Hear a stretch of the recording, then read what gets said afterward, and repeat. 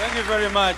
People power, our power, NUP, everywhere. Vibe ngeli wagulu nnyo banange. Mr. President, fellow leaders, ladies and gentlemen, thank you so much for moving from glory to glory. I see that now this convention is even greater, better organized than last year's convention. So we want to appreciate you so much for the work you do, for everything that you comrades do. And thank you for sending a very strong message this evening to the dictatorship back home, that yes, you guys are in the struggle for liberation. If there are any spies here, I'm sure there are some spies here. They normally send some spies amongst us. Let them write a report that yes, we were there and we found very, very organized people who are determined to remove the dictatorship back home.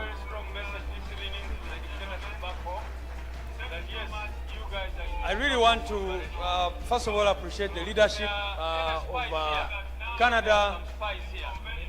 Very, very great women and men, of course, but at the top we have two wonderful ladies who have done a great, great, great job. So please, a round of applause for Nakato and Doreen.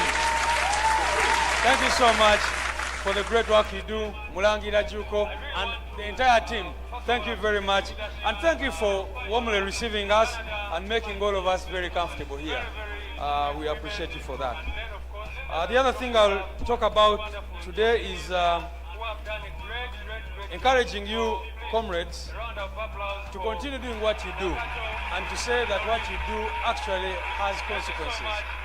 We now see that the ambassador is about to pack her bags and go back home because of the work that you guys have been doing. That shows that every effort, everything you do matters. And do not undermine yourself, do not underlook yourself. Know that whatever little thing you do every day, like somebody here said, every time you wake up and do something to advance a struggle for freedom and democracy, the regime back home is going down by bounds and bounds and bounds. So do not undermine your effort. What I want to encourage you to do is to do whatever you do excellently. It is Martin Luther King who told us that if you're sweeping on the streets, sweep the streets so well that the angels in heaven will say, there lived the street sweeper who swept the streets so well. So if you are a media person, if you are a protester, if whatever you do, give it your best energy. And I don't want you to think that you're in this country by mistake. Every time I come here, or even everywhere I go to the diaspora, I find myself quoting a scripture. And today I'll take you to the book of Esther, where this man told Esther that, who knows why you came to the kingdom for such a time as this? And he told Esther that if you do not speak out on behalf of these oppressed people, the help of these people will come from elsewhere.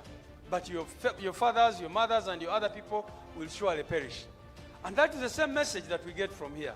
Who knows why you are in Canada at such a time as this? It is not by mistake. All of you know your stories and how you ended up here. And I want to encourage you to every day wake up asking yourself, what can I do? And I want to give you encouragement. We have seen dictators come tumbling down because of the work of the diaspora. In Sudan, the diaspora played a very big role in bringing down the regime, the dictatorship. And you can talk about many, many other examples. Honorable Zake was here talking about how Museveni relied so much on the diaspora to bring down the regimes of the day. So let's get better organized. Let us continue working very hard every day to bring down the dictatorship back home. Of course, even as I speak, I want to invite my brother here. Kaliwa, one of the people who has just come to Canada. Many of you know the story of this guy here. But I want to give him a minute.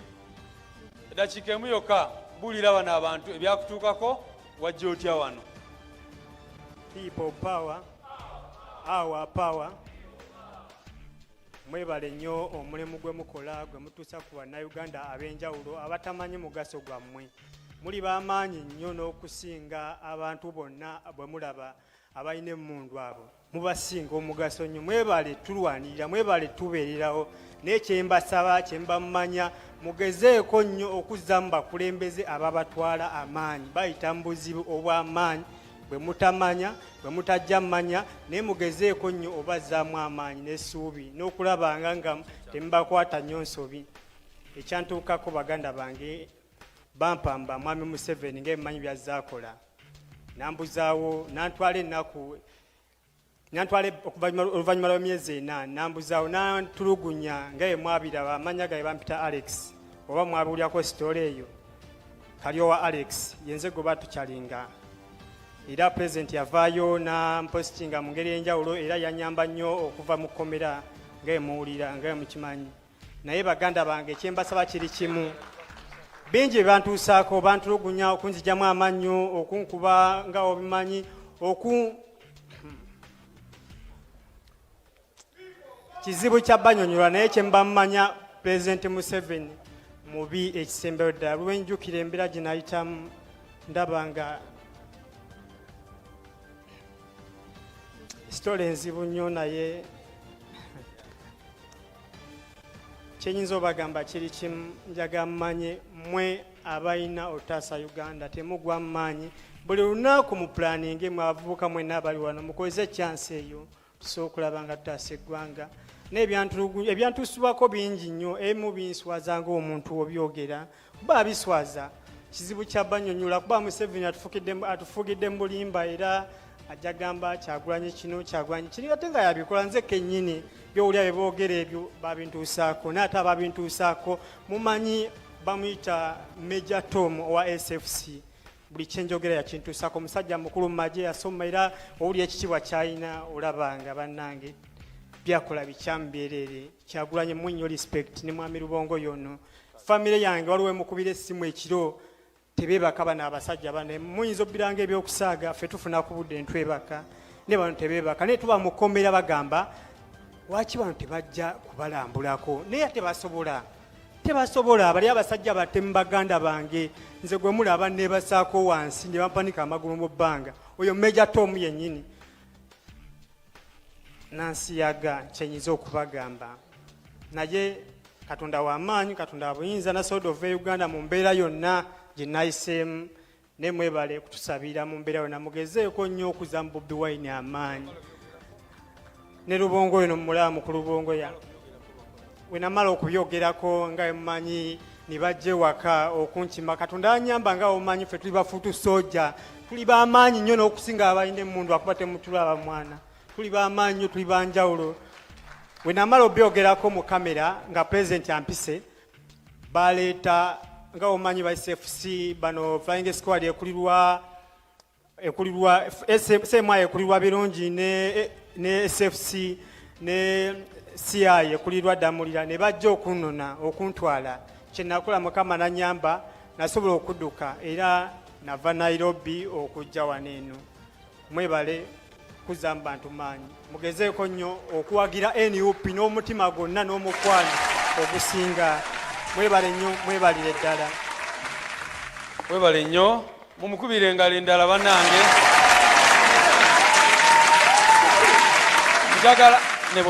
Njagala mmanye nti victims mu 100 omu yekka yafuna strength okuvaayo n'ayogera.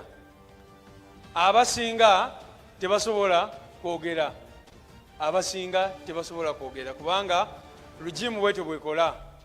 So mubadde mubiraba ku social media that men and women are raped in those torture chambers, and this is one of the victims. Bwe yavaayo ne tumutwala mu ddwaliro ne bakonfaminga nti bamurapinga. So you need to understand that bye tulimu bya ddala. Wano nina esapule mugimanyi eya Kireewo.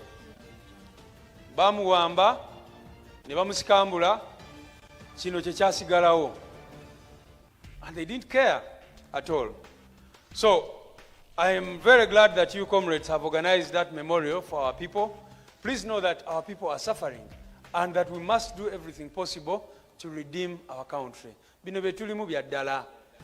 That is the reason. I mean, there are many other torture victims here. Abamu, waliwo omukyala wano, bamurapinga naye. Naye ansabye simwogerako. Naye bamuwamba, abasiemayi ne bamutwala. N'akomawo nga bamuyisizaawo binyonyo era abasawo ne bakonfaminga. So that is the situation back home. Meaning that when you're out there protesting, when you're out there doing whatever you're doing, when you're contributing to the struggle, please think about those people. You have an opportunity. Because where you are not scared that you'll find a drone parked in front of your house. So what excuse do you have not to do whatever you have to do? Remain united. The dictatorship has tried so hard to infiltrate the diaspora. Mubadde mubiraba. Bajja ne bakozesa abantu ab'enjawulo. The leadership of NUP is appointed by the president of the National Unity Platform, the legitimate and elected president of Uganda. And if our president has determined that the leadership of Canada is Comrade Brenda, Doreen and that team, those are our commanders. So we encourage you to avoid these divisions. And we're not saying that we should silence you. If you have an issue, raise it. But please move as a team.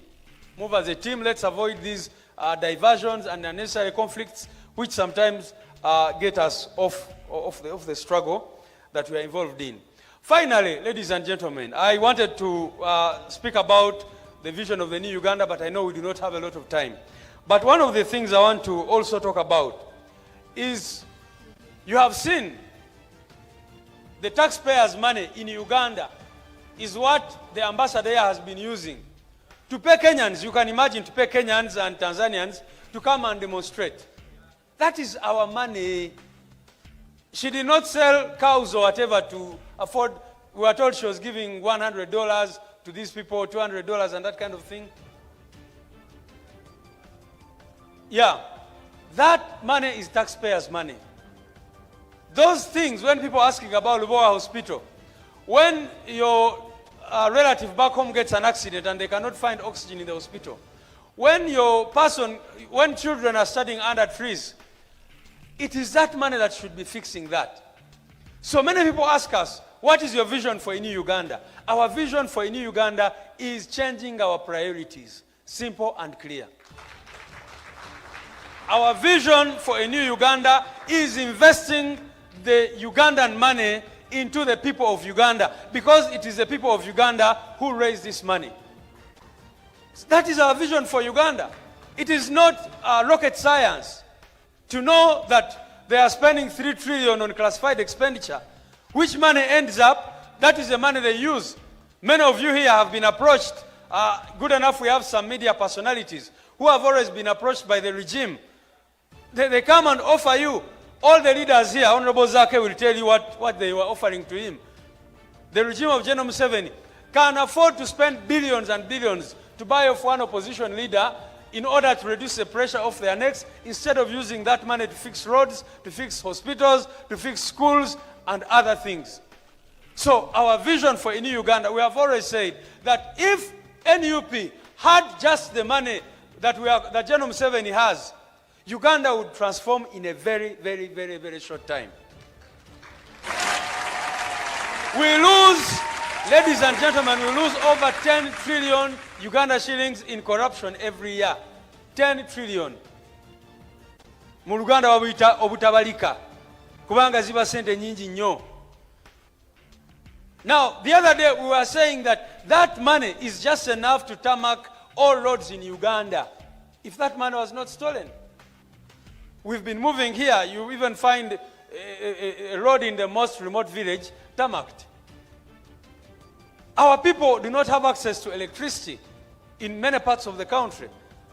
So, what we've been telling people is that it doesn't need rocket science. And I'm saying that to help you, comrades in the diaspora, because banaba NRM baja ne bagamba, mwaba NUP, mugamba Museveni agenda mujja kukola ki? Tuyina bye tugenda okukolera Uganda nga tutute entebe yaffe bannayuganda gye baatuwa, kubanga tetwagala kwonoona ssente z'abannayuganda, tetwagala kukwata ssente z'abannayuganda tujja wano tuzinvesting mu diaspora. Baminisita ba Museveni bavaayo tebasobola kukwata ssente ezo ne bazimba amalwaliro waka, wabula bazikwata ne bagula ebizimbe UK ne babitwala London ne wano wennyini ogenda kwesanga nga waliwo abakulu abanene mu gavumenti ya Museveni abalinawo properties nga bakozesa ki ssente za munnayuganda. So ffe tugamba nti ssente z'abannayuganda ze baba beesonzeemu through paying taxes tusobola ozikozesa ne tukyusa ensi yaffe. N'olwekyo tebaddamu kubabuzaabuza 10 UP terina kyeyimirirako mugenda kukola ki, nedda. Tumanyi kye twagala okukola, tumanyi Uganda kye yeetaaga kubanga bannayuganda gye bali. Jjo mwakirabye ekibadde ekiteezi nga abantu baffe kasasiro ebagwiridde nekola ki, ne bavaayo ne batugamba nti buli mwaka babadde baspendinga biliyoni 4 ku kiteezi, naye ng'oli akola ki, akalaba nga kasaidi deal ke bwazifuna. So bikwasa ennaku, naye kye twagala okukola tukimanyi, era Katonda ali naffe bijja kituukirira. Mwebale nnyo okumpuliriza. Tubaleetera okulamusa okuva eri bannaffe abali e Uganda. Mwebale nnyo bye mukola. Buli lwe balaba ku streets ne muvaayo ne muprotestinga basanyuka nnyo, era mwongeremu amaanyi. Mukama ali naffe, tujja kwambala engule, tujja kuwangula. Kola olunaku nalwogerako last year ne leero kandwogereko, twesunga olunaku nga mwena muli ku nnyonyi ez'enjawulo ng'ogamba munno nti bannange kikutte katutte site tuzimbe ensi yaffe. Mwebale nnyo, mwebalire ddala. Oh my God. Imagine that time when you are going back home and you don't have any fear. That day. We are looking forward to that. We thank you so much, our Secretary General. We want to welcome our brother. This is your home now. Feel free. No one is going to judge you here. You are as pure as before those monsters took advantage of you. So stay strong. We will be here for you. We will support you. This is your second home. People power. Our power. Your Excellency, there are 3 ladies in this province that have stood with people power. Whenever it comes to finances, we always run to these ladies. One of them is Joylis Nasanga Sesanga. I don't know where. Oh, okay. It's okay. Keep a low profile. Okay. Another lady is Evelyn Babirie.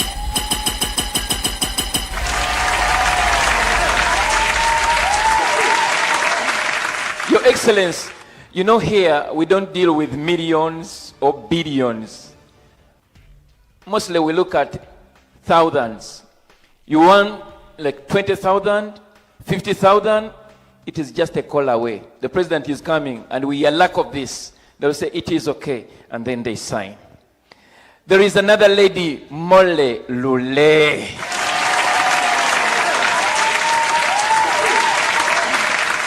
Ababachala balina maja.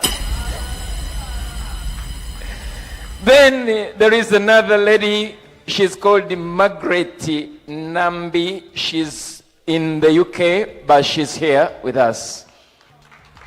Margaret Nambi, she's from the UK. They stand with us in our efforts, and we thank them so much. Our SG was talking about Chitezi.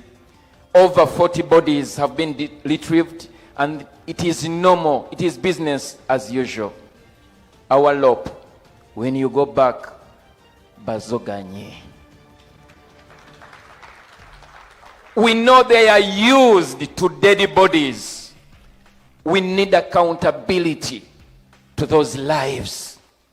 We need accountability. We thank you so much. Ladies and gentlemen, allow me now to invite the most vibrant leader of opposition in the history of Uganda!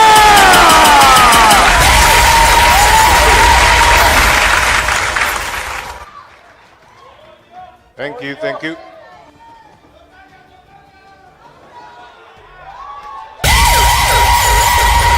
People power, our power, NUP, and everywhere. Mr. President, when we came to Canada, we had our first activity in Ottawa.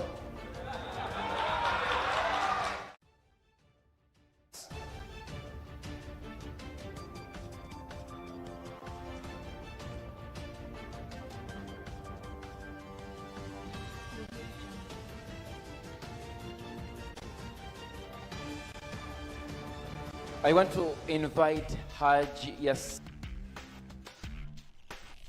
Sekamate right now.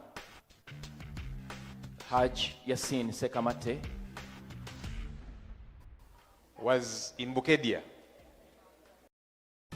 Mukola. Beautiful country. Mountain.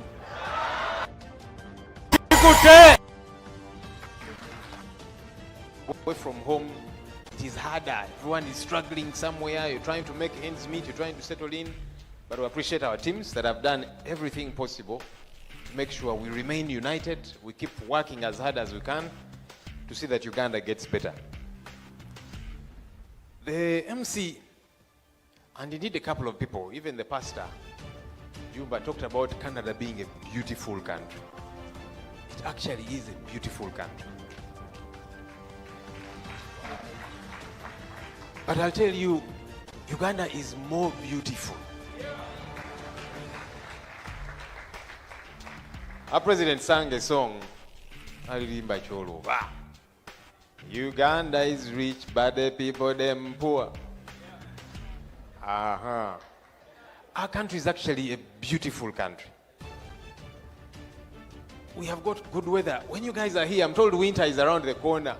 Mugenda kubona abona wano empewe bayitemu nga feriye wakatuli ize. When it gets hot during the summer, I understand the heat wave kills some people on this side of the world. That's not the situation with Uganda. It's a beautiful country. No wonder it was called the Pearl of Africa by Sir Winston Churchill. But you see, beautiful as the country is, it is very poor because it is badly governed.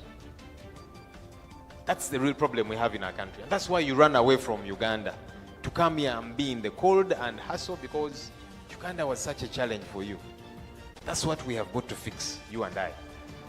So that a beautiful country can make sense to every Ugandan. So that we get to have a country that works for all Ugandans, not a few, but for all Ugandans. So that your children don't have to run away from Uganda like you did to come and look for employment elsewhere. We must be able to fix our country. And so we must be able to deal with issues of bad governance, poor service delivery, and then corruption. The SG has told you that as a country, we lose over 10 trillion shillings a year. Now, that figure was given to us by the Inspectorate of Government, which is a government entity. It's not a figure that we came up with. You know, sometimes when we say things, they say, you guys in the opposition, you exaggerate things. This is a figure by a government body. My years in the media, the experience I had, and some people here can attest, sometimes when government tells you a figure, if they tell you the economy has grown by this much, you know they've exaggerated it. When they tell you this number of people have died, you know they've given you a smaller number. So when they tell you, when the IGG says we lose over 10 trillion shillings, it is a lot more. The last financial year, URA collected 23 trillion shillings through taxes. Now, if we are losing over 10 trillion shillings, what that means is half of all the money that is collected by URA is stolen. Just think about it. You guys are here, and you're being well taken care of, you're enjoying proper service delivery, good roads, healthcare, etc., etc. Because the tax money of the people of Canada is put to good use. Back home, half of everything that is stolen, that is collected, half is stolen. And that's something we have said we are not going to keep quiet about. We shall fight, we shall speak out, tuja kulemera ko back.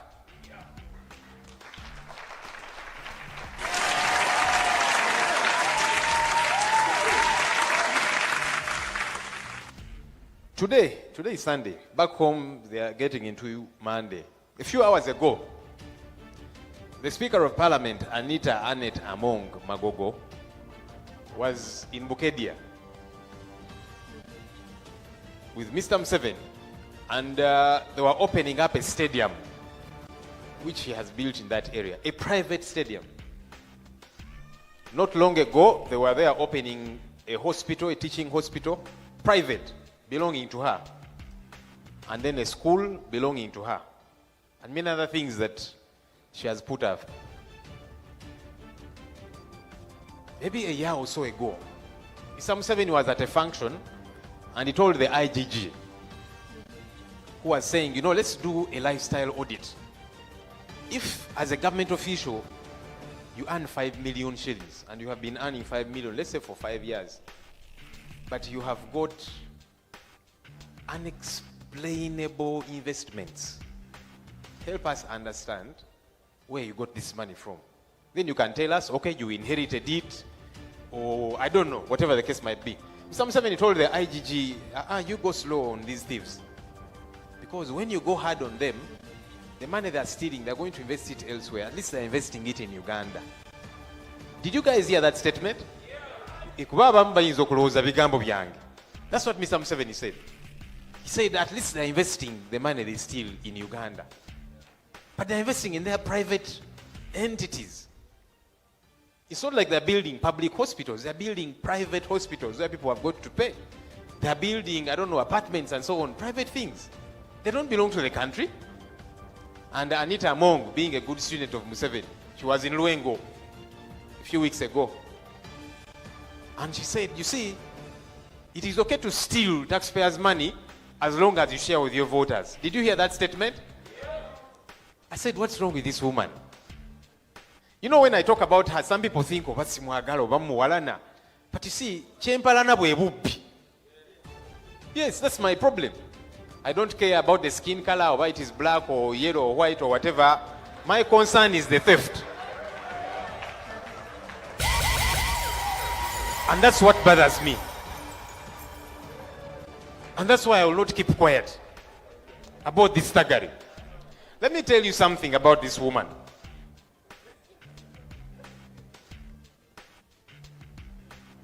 You see, in a period of about 7 months, over 10.5 billion shillings was put, belonging to Parliament, was put on the accounts of staff members of Parliament, especially staff in her office.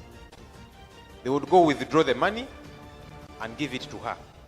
In a period of 6 to 7 months last year, 10.5 billion. Nebazijayo, nebazimuwa. Zakola chi? No one knows. Because that's not how, the accounts of Parliament ought to operate.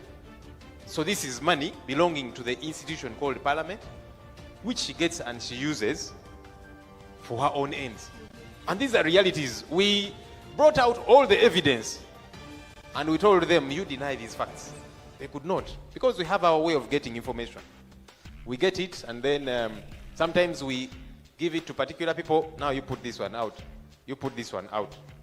Because sometimes Bwegamba naye senyonyi just impalana. Okay, let's get the information, have someone put it out, then you come and dispute. They could not dispute it. This is money on accounts of staff, and then she gets and she uses for her personal stuff. Maybe that's the money she's using to build all these different things. They sat in a commission meeting. I've been talking about not being invited to commission meetings, and yet I am a member by right.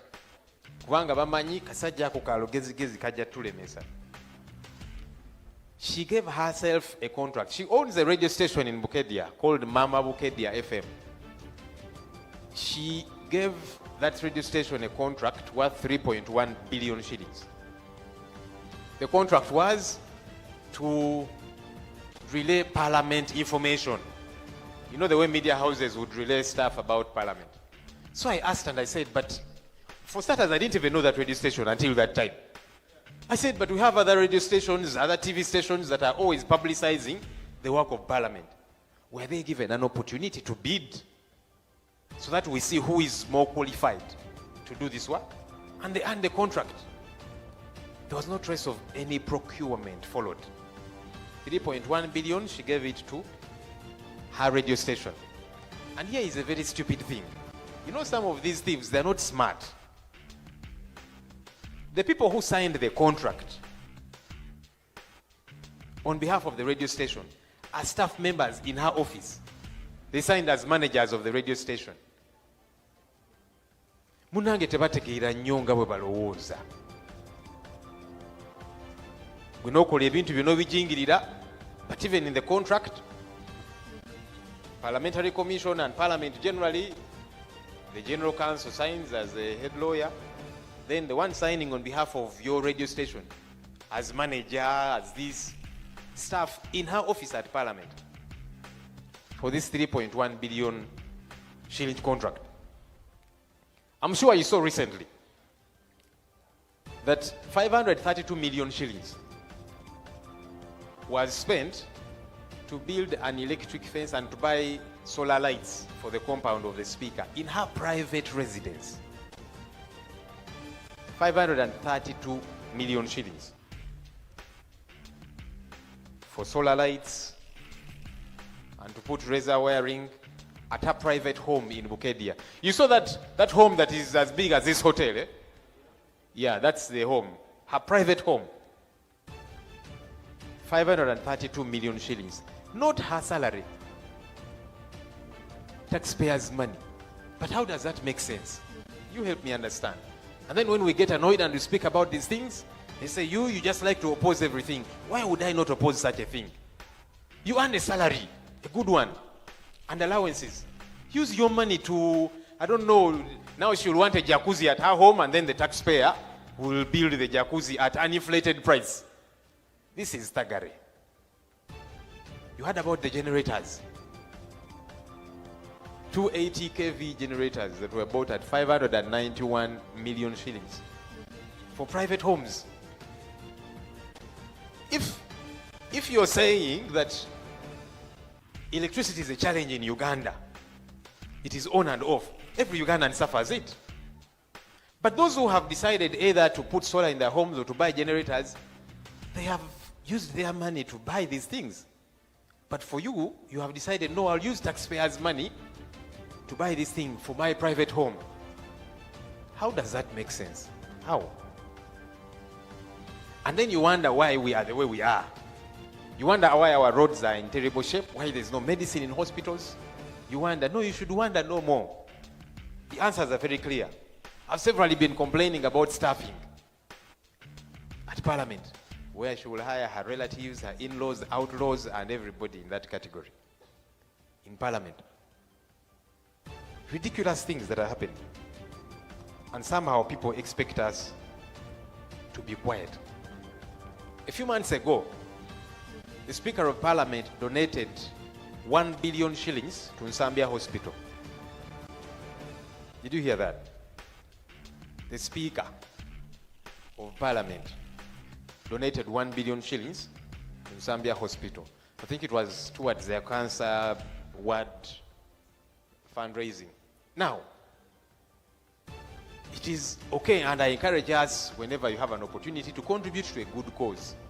I think that this was a good cause for Nsambya Hospital to say, now I want to build, I think it was a cancer ward, and then called on the public to make donations.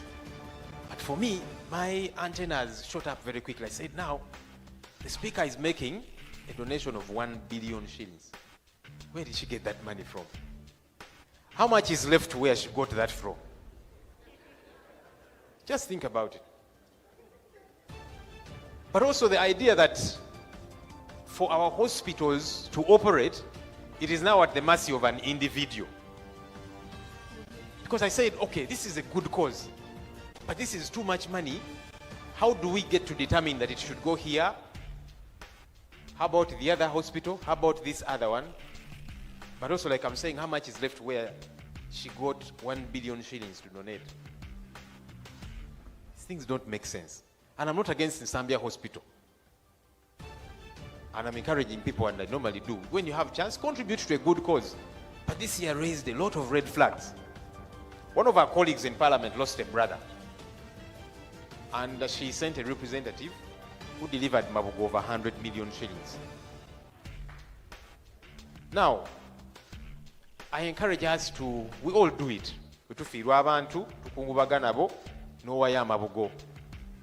But now this is just one particular, then there are many people who die and so on. But one of our colleagues, an MP, lost his brother. He's a gentleman. The Speaker sends 100 million shillings. Where does this money come from? And when I talk about these things, Senyonyi, he hates the Speaker. I don't know what. I hate the theft. I hate the thuggery.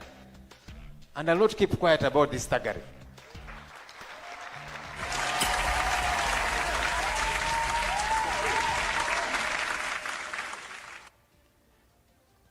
You saw, we kicked off with a motion to censure these corrupt commissioners.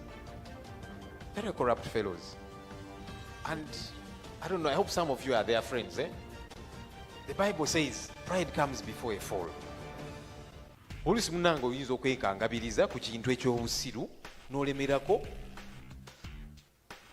and then eventually, as the Bible says, amalala gakulembera ekigwo. I hope that God helps us as leaders, because it's easy to become full of yourself. But even when you make a mistake, you say, tebalina kye bangamba. But anyhow, we say, let's throw these fellows out. Then together, working with the Speaker, they took themselves to court to try and cleanse and sanitize the process. And the Speaker has come out and she's saying, now court has said, leave these people alone, so the motion won't be entertained. We are going back to Kampala to give her a piece of our mind.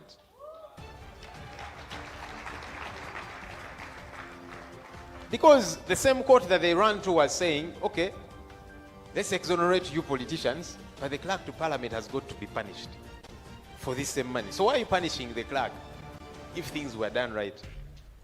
That's the same way she frustrated the report of the work we did when I was still chairing COSASE, the Uganda Airlines report. We discovered a lot of rot, which was in plain media for all to see. Then the Speaker says, no, you will not present that report. We must fight this nonsense. I call it nonsense because really that's what it is. I think it's the MC who was talking about the chambers of Parliament.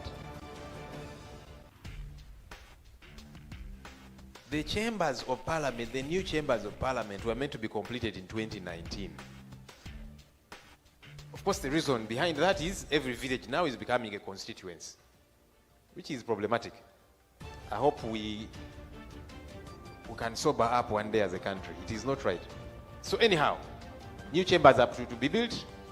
Up to now, they keep extending the completion date.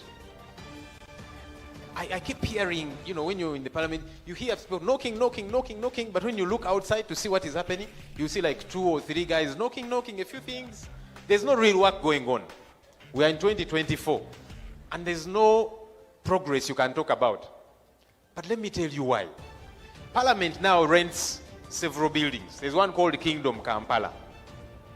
That's the place where Shimoni Demonstration School used to be. It was cleared. They said, we are going to put up a Chogam hotel. Chogam came and went and there was no hotel. Eventually, the land was given to Sudhir. I don't even know how. So he put up a structure called Kingdom Kampala. Parliament rents Kingdom Kampala at 9 billion shillings for offices of MPs and staff, because the new chambers are not complete yet. Parliament rents another place called Queen's Chambers at 4.5 billion shillings. And there's another place called Development House and so on. You people are very smart. Do you now know why the new chambers are not complete yet? You know. Yeah, because you see, once the new chambers, the new building is completed, these guys are out of business. So it is clear why the leadership of Parliament is deliberate about not completing the structure of Parliament. The reason cannot be there is no money. But you're renting the other side, 9 billion, 4.5, and so on. So now you know. And that's why you've got to speak out. Together, collectively. As I wrap up, when we speak about these things, when we make noise about these things, they will blackmail us, they'll intimidate us, they'll threaten, they'll mudsling us, they will kill. We have buried so many people. Many were abducted. Many are in jail for no other reason, simply because of the pressure we are exerting. My call to us is that we don't give up, that we keep exerting this pressure. Many of you have run this side because you are being hunted back home. Kayuwa, and several. I see a couple of faces here. You run away because of the pressure. And when they arrest these fellows, they say, tell us, you and Bobi Wine, what are you planning? And incidentally, some of these fellows, they have even never met our president. They see him on TV and they are supporting from where they are because they also want a better country. There are some that have actually never met him. But then they pluck out their nails and they're saying, you tell us, what are you planning with Bobi Wine? The fellow is saying, but even me, I see him on TV, I support what he is doing. What do you mean I tell you what we are planning with him? Let's keep exerting pressure. For me, all these things that they do, bindaga nti wetukutte awo wennyini we wali ekinyusi. Awo wennyini. Tunywereze ddala.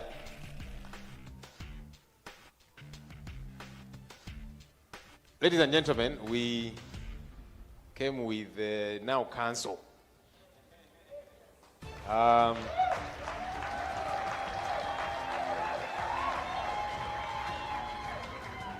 My land friend. Yalanga nti Ssenyonyi gwe wepaakapanga nti kati osomye amawulire amateeka ofuuse lawyer nange nzija nga bya ddala n'amaliriza amateeka kati lawyer. Imagine a country being led by somebody who has gone to school. It's a different situation altogether. Hey! Because education adds a lot of value. That's why all of you here who have kids, you're working hard to take your children to school. Ladies and gentlemen, allow me now to invite our president, Council Kyagulanyi Ssentamu Robert. You're welcome, sir. This is a message to the government, expressing what's exactly on the people's mind.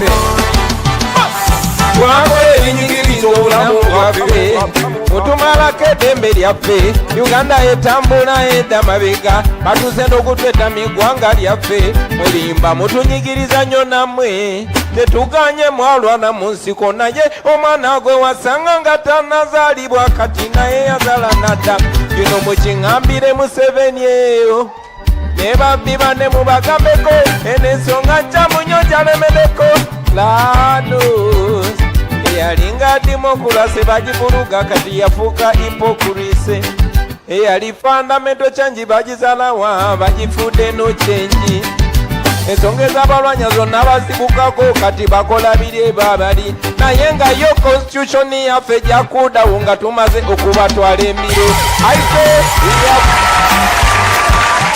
ab'ekanada tibawulira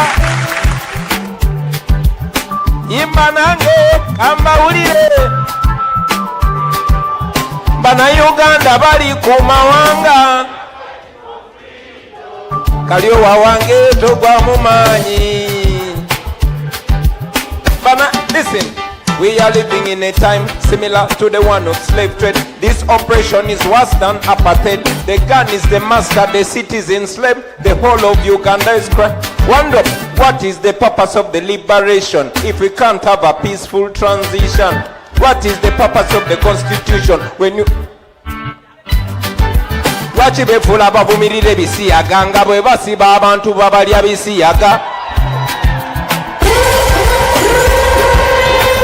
Listen, see our leaders become misleaders, and see our mentors become tormentors. Freedom fighters became dictators. Wama tuyimbe feneyo, we are fighting for. Temugwa mumanyi banange we are. Labano muchala senyonyi, ukutumideko muchala kamishona. Yaga yaga yaga yaga yaga yeah. Okay, we sing music, we keep singing because we keep moving. We are not going to wait until we reach the promised land to celebrate. We are going to celebrate all along the way. We are going to sing all along the way, and we are going to praise God all along the way. Listen. Mukimanye nti okununula eggwanga kitukakatako abaana ba Uganda ffenna, era kwe otunulira ensi yonna osirikireyo oliddemu ensi olukwe, ne bano abakulwanirirako gwe nosirikira gy'oli obeera obasaddaase. Ono mukadde tumutya buti naye nga twekyanze walayi, omusajja tumutya buti naye nga twakuŋŋaanye, nkindamu nti tumutya buti naye nga twakuŋŋaanye. Mugambe tumutya buti naye nga twakuŋŋaanye. Put it down, put it down. I say we are fighting for Banayuganda bali ku mawanga. DJ Victor, the party maker. Bambi temupowa mulemereko. Banayuganda baduke Uganda. Mujja kukomawo ng'abazira. Thank you. People power. Our power. NUP. And everywhere. Thank you, ladies and gentlemen. Please take your seats. Thank you. Thank you, the vibrant people of Uganda. Our elders, the senior leaders. I salute you, Pastor Jumba, man of God. You remind me of Dr. Martin Luther King, Reverend. You remind me of Bishop Desmond Tutu. You remind me of Archbishop Jana Nduumu. You remind me of the men in the Bible that stood and told of power. Thank you for living reality, for living justice in our days. Our leaders here, Comrade Nakato, Comrade Doreen, the chapter leader, Mulangira, the chapter leaders of Ottawa and Edmonton. All of you members, comrade leaders, the delegation from Uganda, our able and vibrant leader of our parliamentary team and spokesperson of our party, Comrade Joel Senyonyi, in whom we take so much pride. Our able Secretary General, Comrade David Lewis Rubongoya, Senior Counsel, our official Commissioner of Parliament, the Zoganist, Comrade Francis Zake, our former diaspora leader and now key presidential advisor, Comrade Herman Ainebiona, our Minister for Sports in the New Uganda, Comrade Kayemba Solo, our chairperson of PG District, the youngest in the country and most vibrant, the beautiful wives of our leader of opposition and our commissioner, Comrade Kaliowa and your beautiful wife by your side. Ladies and gentlemen, God is good. And all the time. DJ Victor. I bring you greetings from your beautiful First Lady.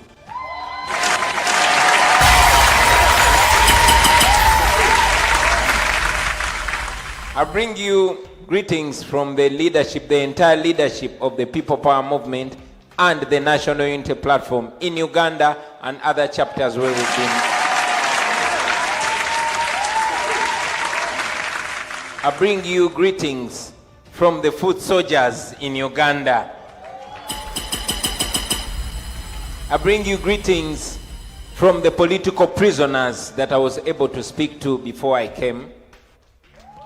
I bring you greetings from the people of Uganda. Babatumidde bangambye mbabalabire nnyo tebabatumidde ne balani. Fellow Ugandans, we gather here today in Toronto, Canada,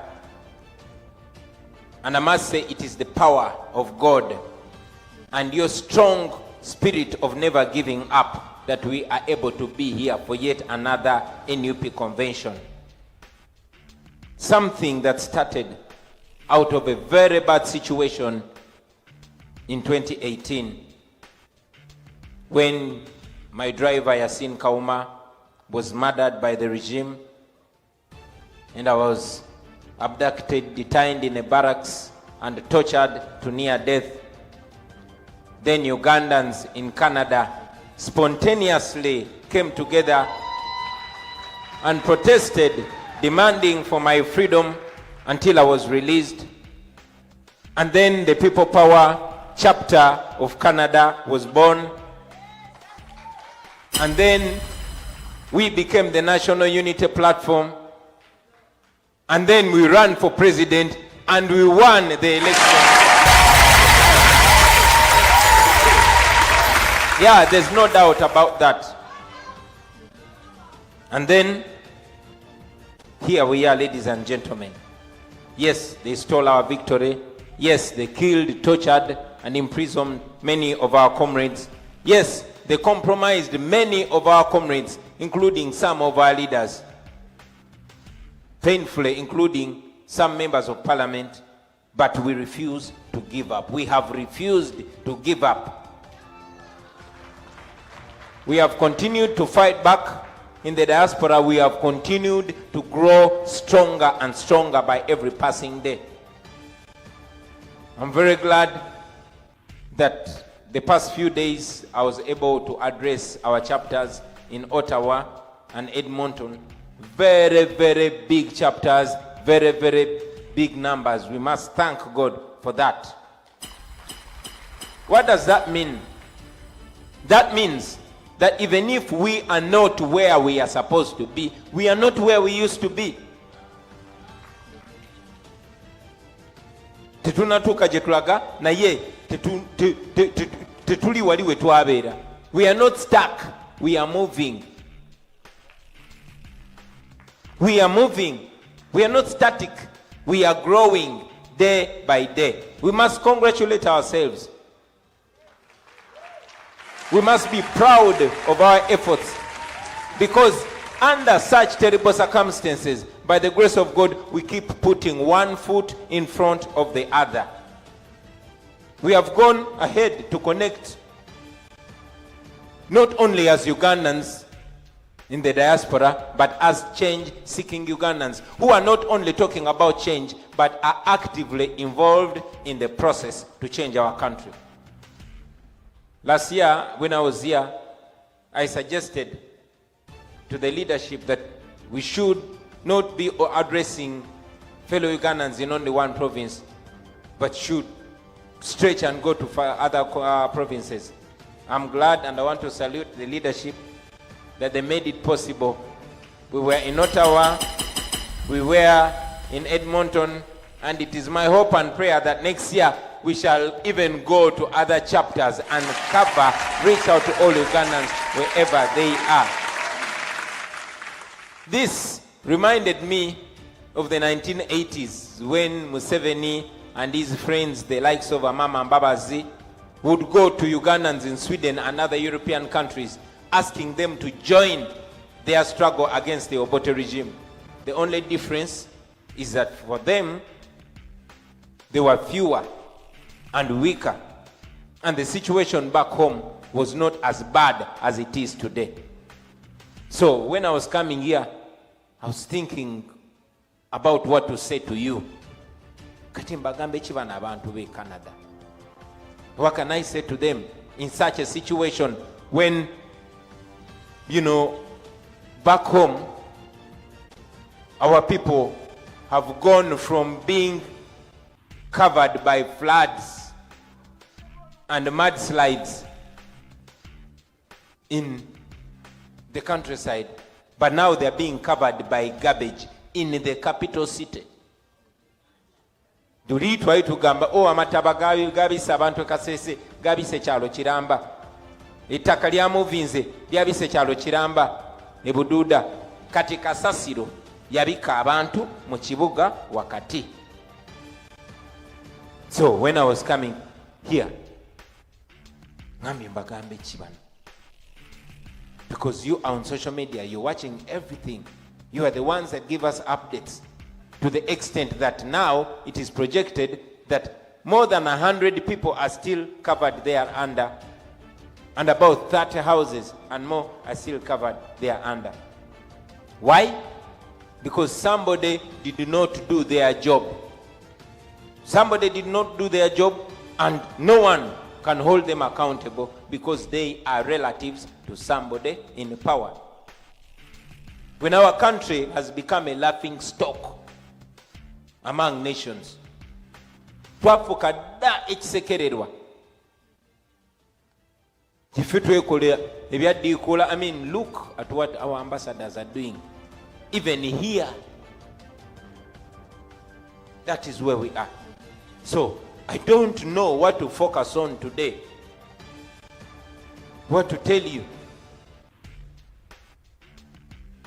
Focus my message on the situation back home. It will take a whole day. So allow me to only talk about 2 things, maybe 3.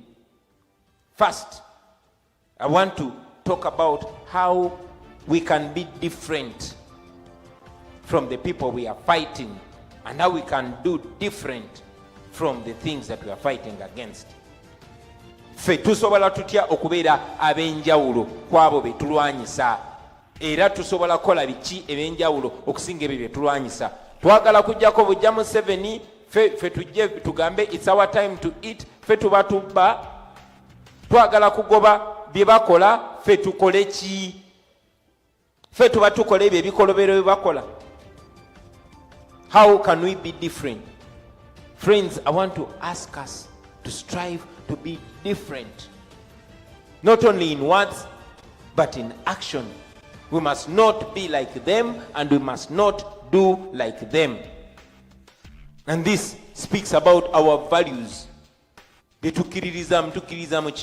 Discipline, reliability, integrity, inclusiveness, patriotism, and servant leadership.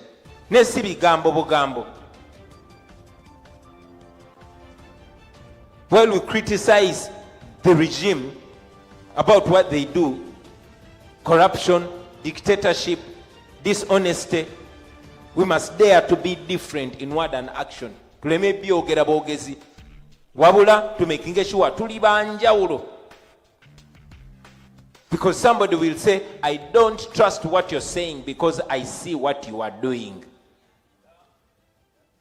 People see what we are doing, so what we say is just an additive.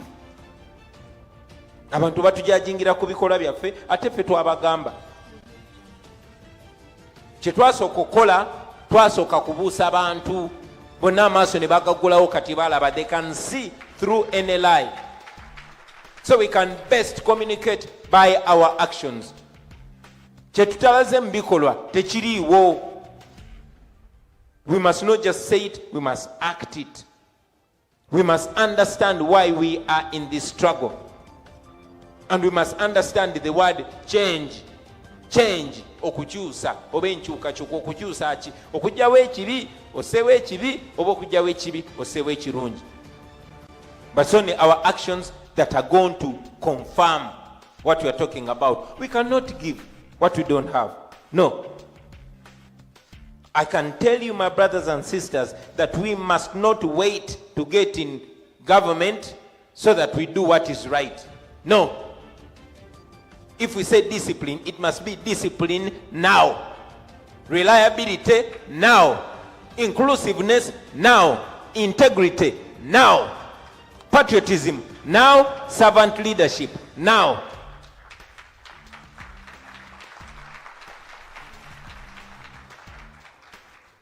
We cannot say that we shall be servant leaders when we take power, when we have not been servant leaders, when we are in the struggle. We cannot give what we don't have. So tulina okusooka okubibeera, then ne tulyoka tubiraga abantu. The way we behave today, how we behave now, that is how people expect us to behave when we get power. So comrades, behave. Engeri gye tweyisa kati bwe batusuubira okweyisa nga tukutte obuyinza, katulina ffe kwekuba muto kitugambe engeri gye tweyisa ekonvinsinga abantu twesigana obuyinza. Kyetukola abantu bandyagadde otuwa ekibuli tukikole nalo basobola. So those are the constant questions ze nsaba twebuuze baganda bange. We can't give what we don't have. We must give that example. Katuli mu basampolingako kye tusobola okukola. I'm very glad that with this vibrant team, ate tunaba baswaza.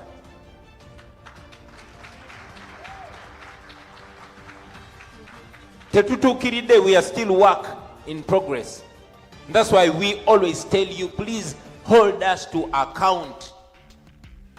Temusirika, fe tuli bakozi bammwe. Manyi ba politician bangi tebagambye ogereko, naye mwe abantu mwe ba bossi. Abakulembeze bakozi bammwe.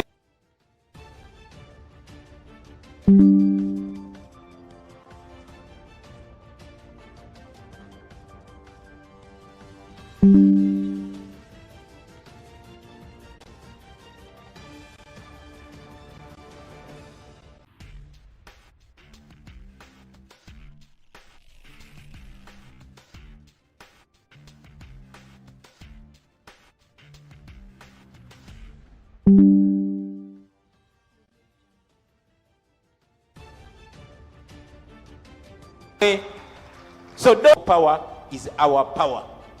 We have no power without the people. However, you comrades, you the members, you the citizens of Uganda, oba ndibeera nze oba libeera mukulembeze mulala, muyina okumuholdinga accountable. Ever mumujjukize that you have the power and we exercise this leadership in your trust. Omukulembeze mba temukyamukiririzamu abatakyalina kyabagamba. And you must keep it that way so that abakulembeze basobole okusigala nga bakola ebyo ebibakiikirira. Because anybody can get compromised and anybody can get corrupted.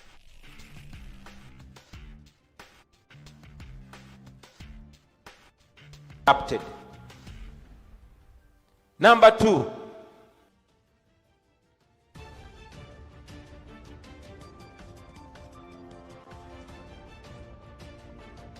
and this is very, very important.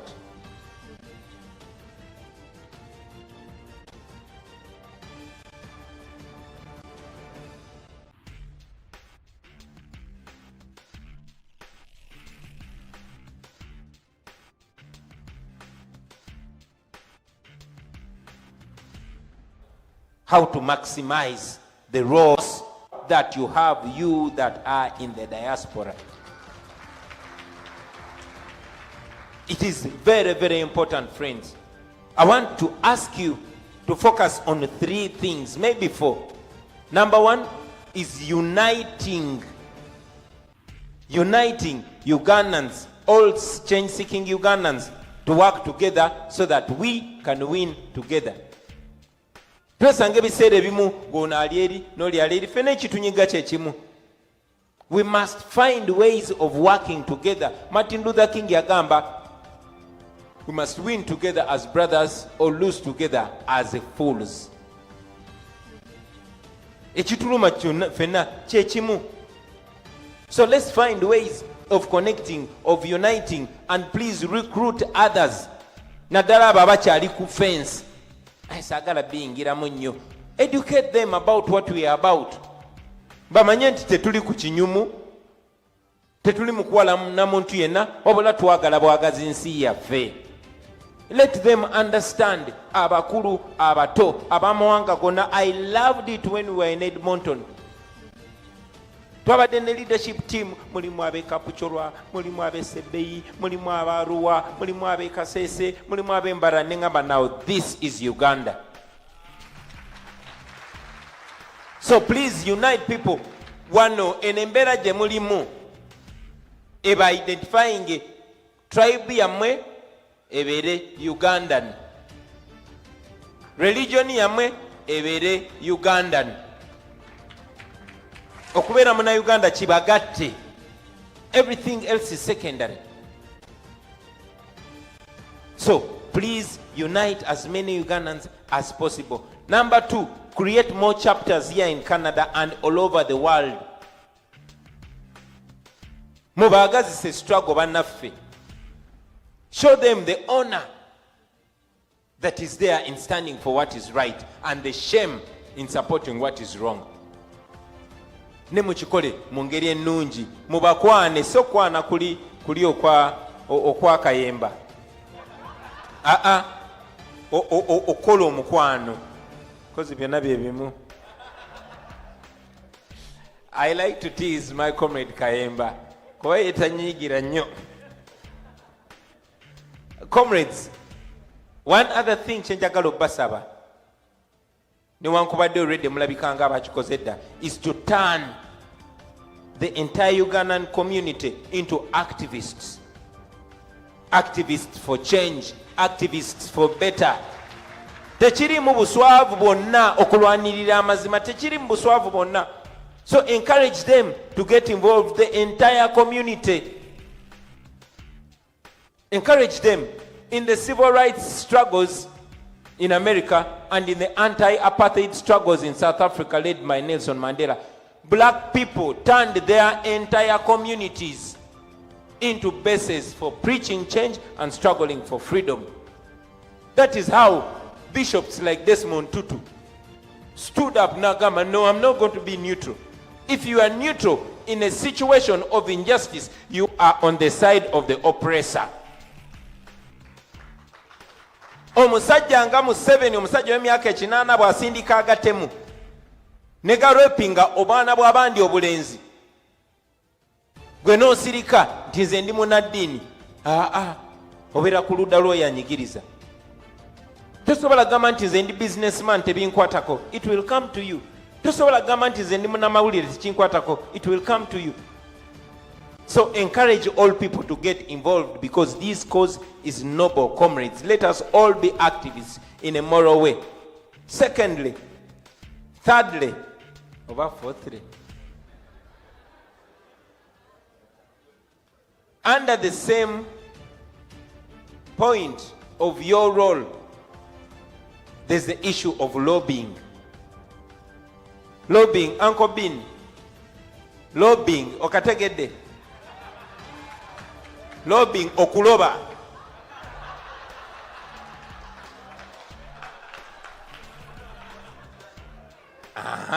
Akategedde. Kati akubini naye akamanyi. I know that some things are going to be for different people, for certain people. Every one of us has a role. Uncle Bin, the lobbying, I will not task you with it. That will be the work of some of us who are lawyers.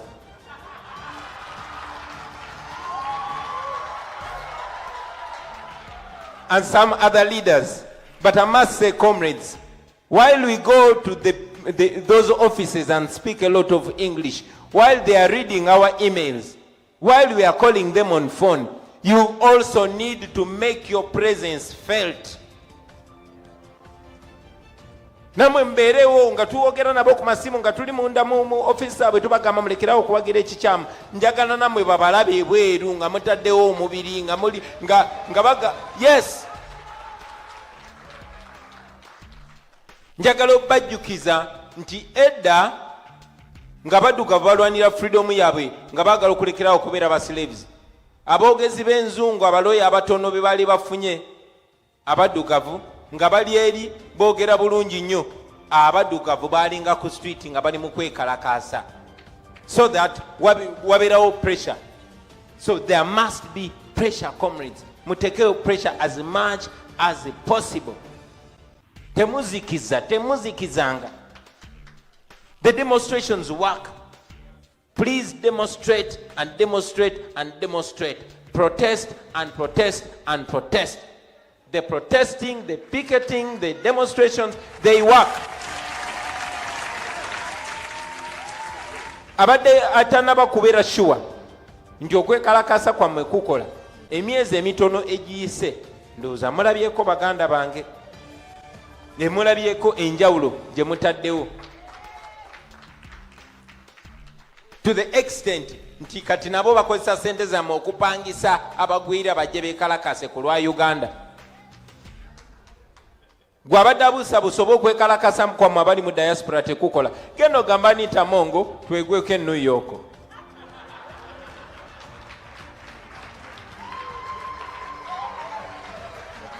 Gamba ko kyali wange oli tusinkane e London.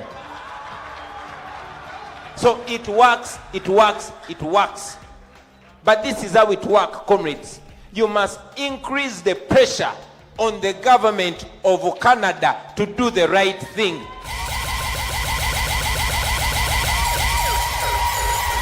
That is the only way. That is the only way they are going to do the right thing. They cannot do the right thing unless if you pressure them to do so. All the radical change that has happened in the West, especially in relation to Africa's betterment, has been a result of protests and demonstration. Buli nkyukakyuka yonna ebaddewo, buli njawulo ebaddewo ebeerawo mu kwekalakasa okubeerawo. Mu gyenkaaga, mu gyekinaana, abaana beekalakasa nga abastudenti aba-African descent beekalakasa ng'eno kyova olaba apartheid government yagwa e South Africa. So kyemukola wano kyamaanyi nnyo, temukinyoomanga baganda bange, temukinyoomanga. Gwakinyooma genda ogamba ambasada wa wano nti next week atekeyo akabaka. Oyo nzirayo naye ku nnyonyi.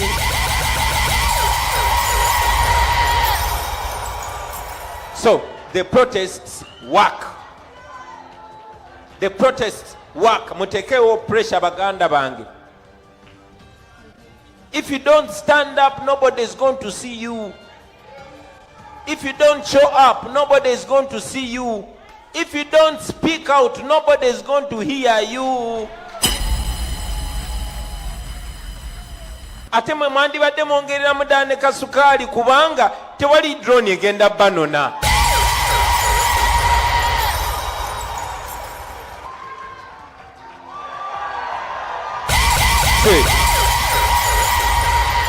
Tewali drone egenda banona. Tewali agenda basiba. Tewali tiyagazi gwe bagenda bakuba. Kati mwemba mwekalakase ebyammwe, mwekalakase n'ebyaffe.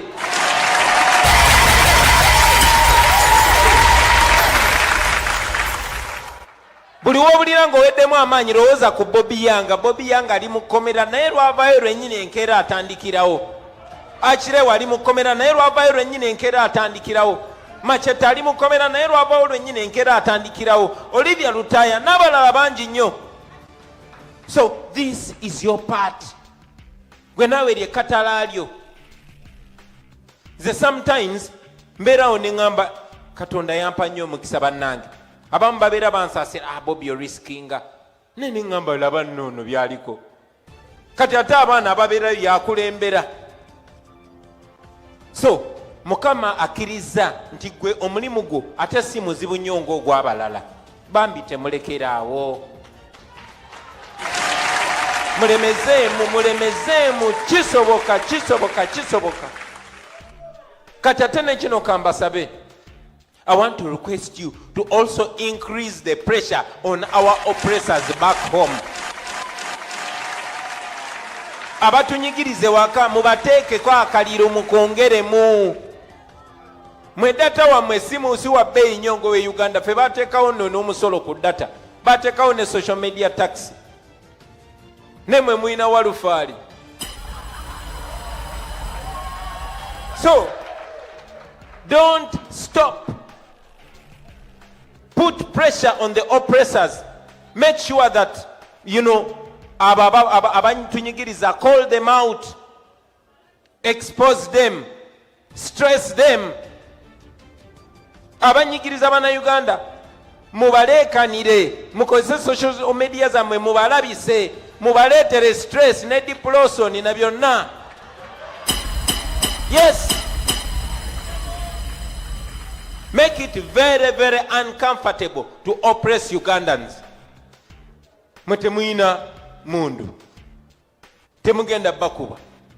Ne mwine pesa muyinza okwata ne basulanga tebeebase. Pastor, kankulopere munaye wawuli eyo omusumba gwe bakozesa ne yekweka mu kigambo kya Katonda n'awagira ebikyamu. Yesu bye yagaana. Naye kirungi, naye amanyi nti olumu yagamba ayayayaya abaana ba struggle bayinza okuteekako akaliro nomala wiiki n'ama nga tolya mmere.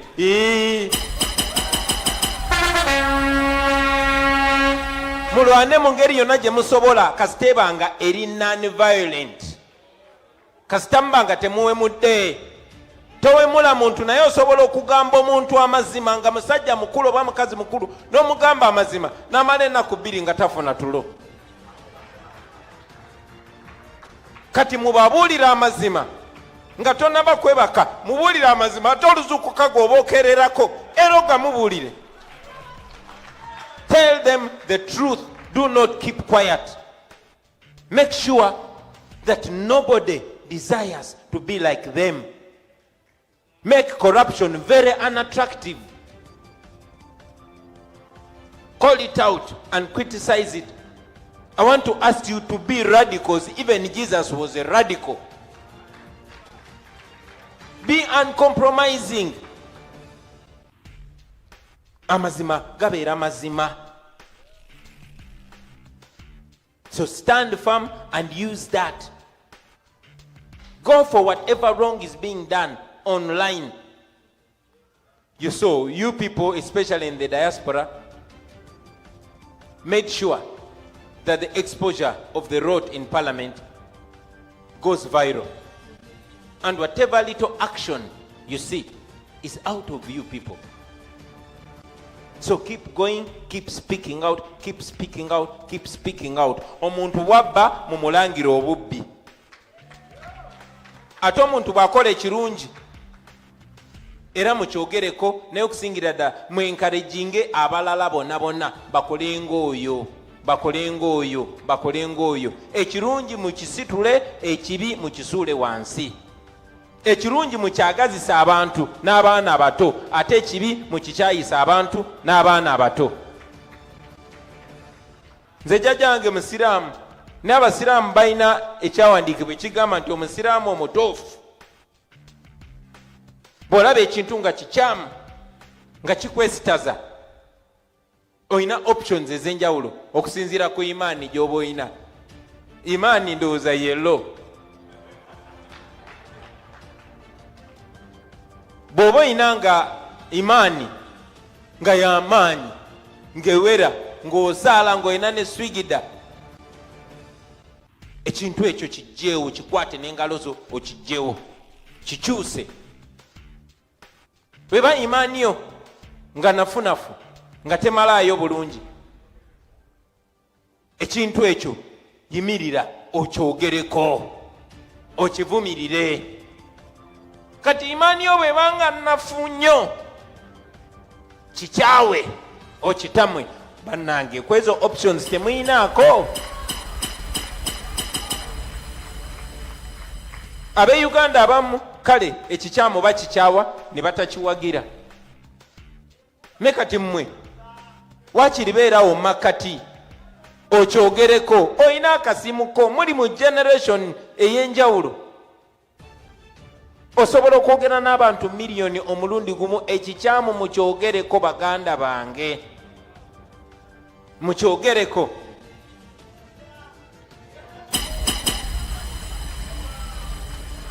gwenno. So comrades, nga tuli wano e Canada njagala okubasaba mu following ebintu ebigenda maaso e Uganda. Bwolaba oli nga temudde abantu bo kati ng'oyo omusajja agenda raping abalenzi n'abawala mu profiling mumutekeyo mumufuule popular ensi yonna emumanye kuba omuntu oyo ebiseera ebimu aba pretendinga nti no ayina n'ababe. Abantu abo ababbi ojja basanga ensi bwe batebamanyi oba nga temubaanise bulungi mu kyaki nga bwe bawadde ne layini ey'omu maaso anti y'okutuuka okuwaayo mukabbo awaayo 10,000 ate yabbye enzibe mubalabise. Omuntu bwabba ssente nga ze zibadde zigenda okuteeka eddagala mu ddwaliro ne weesanga ng'abakazi 10 bafudde ng'abaana 10 bafudde kubanga tewali incubators kuba tekubaddeko masannyalaze, oyo omuntu aba mutemu era muyina omuexposinga ng'omutemu bassebo ne bannyabo. So stand and be counted, friends. Benakera kumacha nembagamba, now we are bringing the matters in the people's court. That is what I meant. Ye mwe bantu kati mwe baloya mwe balamuzi omusango musobola okugusala musobola okutyemula ate muve ku abo ababbi abatono. Problem gye tulina nti tulobera nnyo ku babbi abatono. Omubbi omukulu ye Museveni. Bana akozesa bakozese. So major on majors, these others are minors. Ate bambi ebiseera bisinga ne bannaffe baba compromises ne baba baguze aba abagulako kitiibwa kyabwe abayagala balabisa abayagala exposing. So temulobera eyo. Yes, baganda baffe basobya ne bakola ensobi ne tubagamba bwe beekangabiriza tetuba tubagambye amazima ne bwe banakeera ku makya ne beetondera abantu mubeeranga n'omutima ogubasonyiwa newankubadde you forgive but don't forget.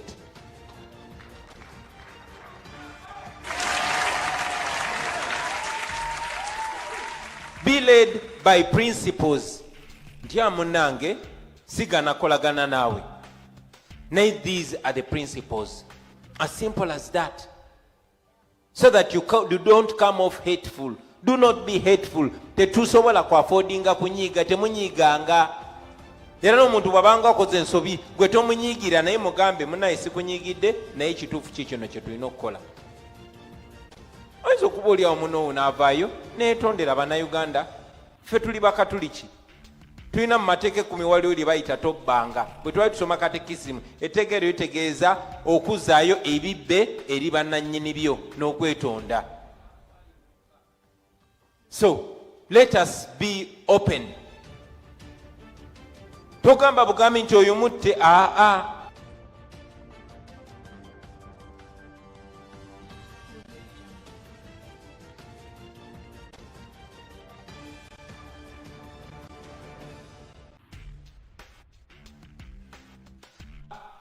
ne bw'aba yasobya mugambe bugambi kundiizayo ebibbe ojje tukwatagane. But like I said, you are the ultimate. The speaker Museveni might protect the corrupt people using the military. He will deploy the military to protect the speaker and her fellow thieves. But the people of Uganda will have the last word in this.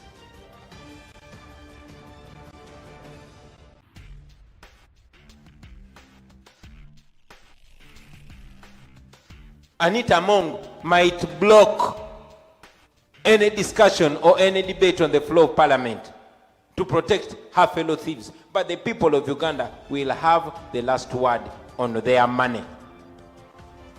The corrupt politicians might secretly take themselves to court in order to get the judge to say that it is okay to steal from the poor. But the people of Uganda will have the last word. It is not okay to steal from the poor. What is wrong cannot become right simply because you have said it is illegal. Even slave trade was legal. Even colonialism was legal. It does not make it right. It was so immoral that even those people that benefited from it now cannot be proud of it because it was immoral, it is wrong. So you cannot use the courts of law to turn a moral question into a legal question. Wrong is wrong and it will always be wrong. I want you comrades to know that 10, 20 years from now, Uganda is going to still be there. 10, 20, 30 years from now, stories will be written, stories will be told, and many of them will talk about the struggle that liberated Uganda. And their children will ask, why didn't you join them?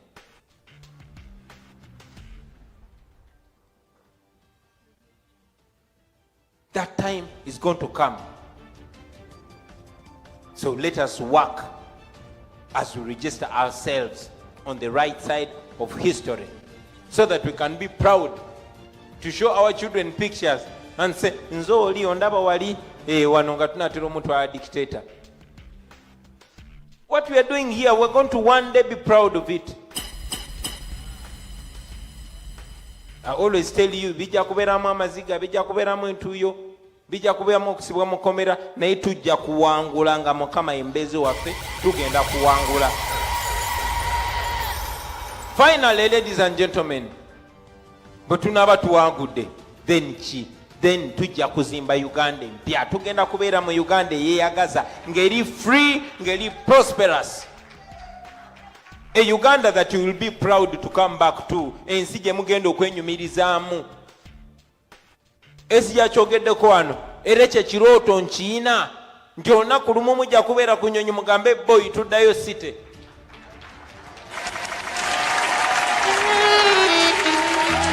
Lindako! Mujja kubeera ku nnyonyi nga muddayo site. Abannakenya babonaabona nnyo under Moi baagirinya ne baddayo. Ekyo kyaliwo ku mawanga mangi nnyo. So mujja kirabako in your lifetime. Mu nsi eyeyagaza nga toli shy kugenda ku investingayo. Ate mwe bentunuulira yemwe ba investors b'enkya. So we are relying on you so much, comrades. We must work to build that nation. Ekisemberayo ddala, my friends. Mweyo government empya, mu Uganda empya, twagala kola kye bayita common good. Ekigasa bonna. Si ekigasa omuntu omu. Mubirabye, muli mu nsi ekulemberwa obulungi. Mu nsi ekulemberwa obulungi, era nkibagamba bulijjo, ne bw'obeera mwavu otya. Ne bw'obeera mwavu otya, obwavu bwo obuleka mu nnyumba yo, bw'ofuluma obeera mugagga ng'Omukanada yenna. Oba otambulira ku nguudo ennungi, oba security y'eggwanga nawe ekuyamba, amalwaliro amalungi nawe gakuyamba, education system ennungi nawe ekuyamba, kubanga ba capitalizinga ku kye bayita common good, ekiyamba buli omu. Naye ate mu nsi ekulembera omubi, ne bw'oba mugagga otya, obugagga bwo busigala mu nnyumba yo, bw'ofuluma obeera nga kakalaamu. Kugwa mu kinnya, boom, nga Primo bwekutuka ku shoko ne Benzi bwekutuka shoko. Mpanye example ya Aponye yabaguze emmere mu COVID. yafuna accident naye bamwebasa ku seminti ng'abaavu abalala bonna bonna. So mu nsi ekulemberwa obubi tewali abeera safe comrades, ate mu nsi ekulemberwa obulungi tewali abeera ku risk. So that is what we want to get in our country. Ate ebyobugagga bye tuyina bitumala bulungi nnyo. So let us strive for that. Ekisemberayo ddala, and this is my advice to all of you comrades, we have work to do. We have a nation to build. Kati mwe mukama be yabikako akasubi ne mu crossinga ne mujja eno mu first world, temuwestinga budde buno. Gwalina emyaka 2 ogenda keera ng'olina 25 ng'olina 3. Gwalina 3 ogenda kuba ng'olina 35 ng'olina 4. Time is moving. Make use of this time. Bino bye tulimu si bya muzannyo. Kijja kuggwa kubanga buli kimu kiri ku saidi yaffe. Ebiseera biri ku saidi yaffe. Amazima gali ku saidi yaffe. Ensi yonna eri ku saidi yaffe. Amateeka gali ku saidi yaffe. Naye okusingira ddala Mukama Katonda ali ku saidi yaffe. So tetusobola kulemererwa. Tujja kutuuka mu Uganda empya. So what is my advice to you? Mwe abalina omukisa okubeera mu nsi zino ezikulembera obulungi, ezina opportunities, nsaba mwetegeke. Improve yourself, better yourself. Ekyobugagga kiteeke muno. Learn from this country. Mwegombe kuba bino bimwegomba byonna njagala mujje tubiteeke waka. Gwalina omukisa ogusoma, soma. Kyonna ky'oba osomye ekisome okikugukemu nkwegayiridde. We improving ofune ebisaanizo. Sagala munkalubirize mujje Mr. President nze sobola okukola kino nti wasoma kinti ate nali mu struggle. Musome. Musome kubanga mwe mugenda okukola omulimu ogw'okulaakulanya Uganda. Olye sente z'omuli w'emusolo inkusibe. So musome, improve yourself. Ekisemberayo ddala muyingire amagye. Omwana kyabagambye abadde mutuufu. Bw'obanga otereza empapula zo ng'okyali mutoototo nga tokaddiye nnyo, kaye sigenda kwogera ku byakaddiwa, nga tokaddiye nnyo ng'okyewulira, muyingire amagye mukozese opportunity eyo. Muyingire poliisi, muyingire public service, mufune skills ezo. You will thank me later. Mwebale nnyo, mwebale ddala abasebo okumpuliriza. Mukama abampeera omukisa. Mwebale nnyo okwagala nsi yammwe. Mwebale kutwanyirizanga. Temupowa temugwamu maanyi. Siregale nga tumuvinga. Mukama abampeera nnyo omukisa. People power! Our power!